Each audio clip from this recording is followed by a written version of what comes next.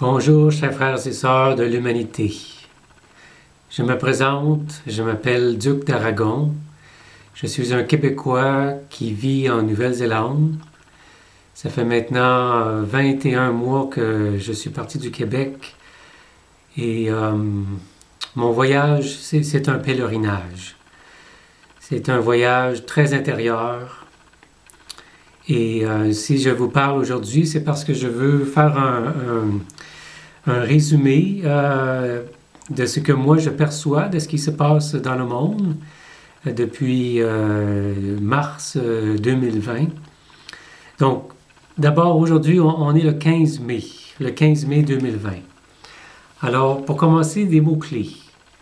Les mots-clés qui me viennent en tête avec la crise du coronavirus, c'est un éveil qui se passe à l'échelle de la planète. Un éveil quand les gens réalisent que ça ne peut plus continuer. Ça ne peut plus continuer comme que ça s'est passé dans les 20, 30, 40, 50 dernières années. Ça ne peut plus. On doit penser à protéger notre mère, la Terre. On doit changer nos façons de faire. Je vais y revenir. Donc, un éveil. Ensuite, transformation, nettoyage, élever sa vibration, faire face à la vérité, écouter son cœur et son âme.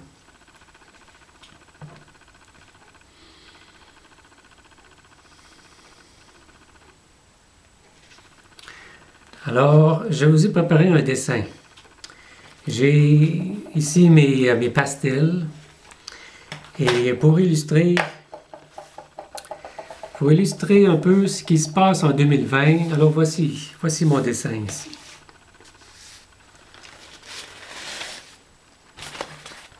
Voilà. Alors ici, sur le côté, on a le vieux système, le vieux monde. C'est ce qu'on appelle la 3D, la dimension 3D.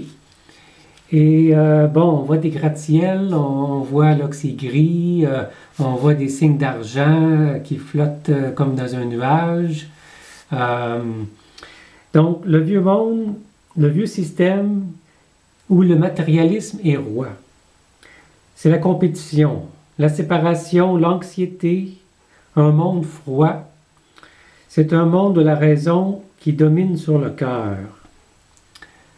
Avec le coronavirus, eh bien, ce monde-là est secoué. Le vieux monde ne peut plus continuer comme c'était.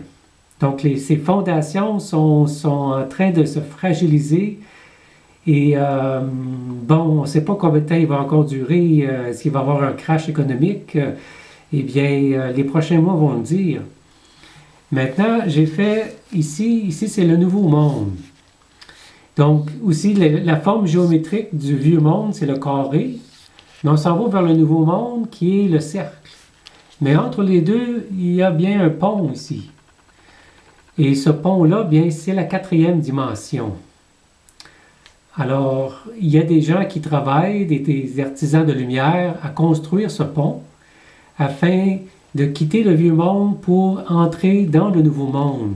Et ce nouveau monde, bien ici, c'est la nouvelle Terre. C'est la dimension 5D. C'est un monde où c'est l'amour qui est roi.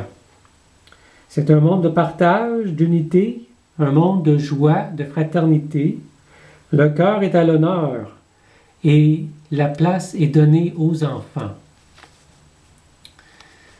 Donc, voici pour ce dessin qui illustre la façon dont moi je vois comment 2020, eh bien, on a un choix à faire. Est-ce qu'on reste accroché au vieux monde ou est-ce qu'on veut embarquer sur le pont? Et le pont, en fait, c'est que le pont, c'est l'éveil. C'est l'éveil qui nous amène à aller sur le pont de la 4e dimension. Et ce pont-là, bien, il va nous demander de faire un travail sur soi. Et ce travail-là, c'est un travail de lâcher prise.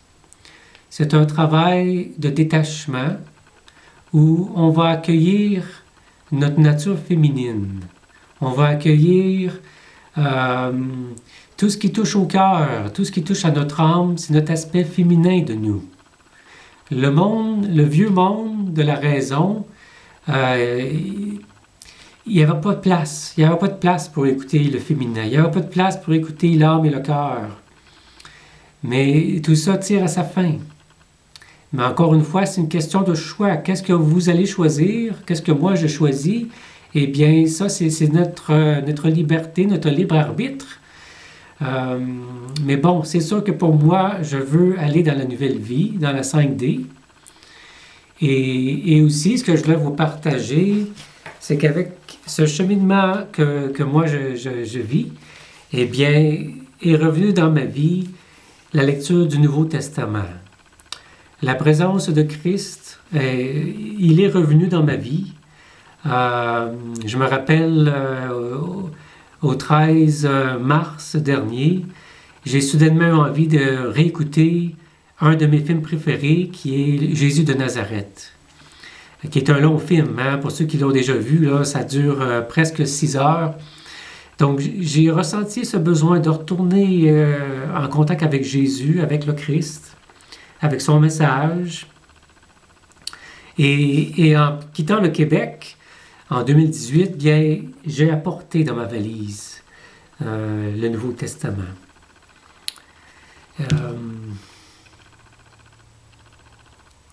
Je vous ai choisi un passage ici que je vais vous partager. C'est dans Luc 25. Ça s'appelle « La venue du Fils de l'homme ». Il y aura des signes dans le soleil, dans la lune et dans les étoiles. Sur la terre, les nations seront dans l'angoisse, rendues inquiètes par le bruit violent de la mer et des vagues. Des hommes mourront de frayeur en pensant à ce qui devra survenir sur toute la terre, car les puissances des cieux trembleront. Alors on verra le Fils de l'homme arriver sur un nuage, avec beaucoup de puissance et de gloire. Quand ces événements commenceront à arriver, redressez-vous et relevez la tête, car votre délivrance sera proche.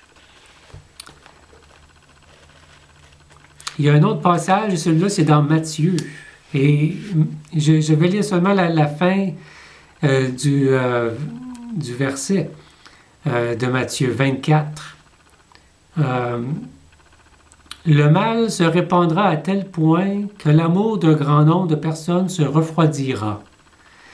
Mais celui qui tiendra bon jusqu'à la fin sera sauvé.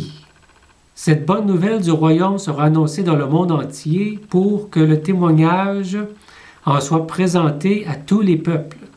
Et alors viendra la fin.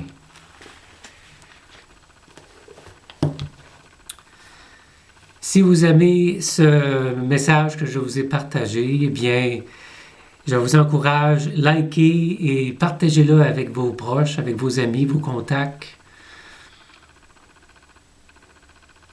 Que la lumière soit avec vous. Que la lumière, que l'amour, soyez en contact avec votre âme et soyez en contact avec celui qui nous a créés. Portez-vous bien et à la prochaine.